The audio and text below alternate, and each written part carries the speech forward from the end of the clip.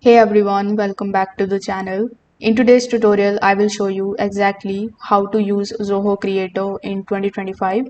For that, first of all, you need to come here on zoho.com/creator. Here, click on the option of Access Zoho Creator. You need to basically log in into your Zoho account and access the Zoho dashboard. So once you are here on creator.zoho.com, you are going to see your dashboard that will look something like this. Over here, first of all, simply click on the option of create application in the top right hand corner. Now you can basically start from the scratch or you can create from the gallery, and you can also import your data from the Excel sheets or the Google Sheets to auto generate your application. So let's say you want to create it from scratch.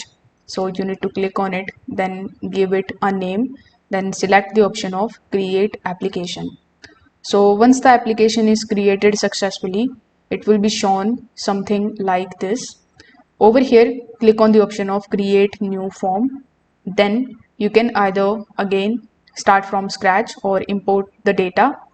Over here, with the help of these options, you can drag and drop the form related information from the builder, like you can add the texts, drop downs, checkboxes and date picker. This is where all of the users will input their data.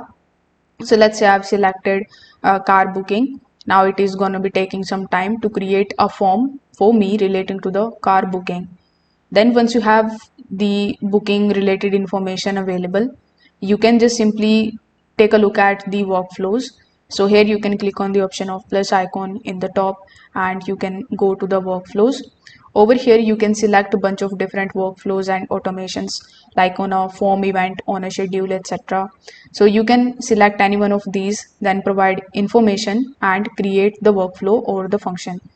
Now, if you come back and click on this option here in the top left hand corner of the screen, you will be able to take a look at the report and the dashboard. The Zoho Creator is going to automatically generate it for you, so you can customize it from here by using these options that are given.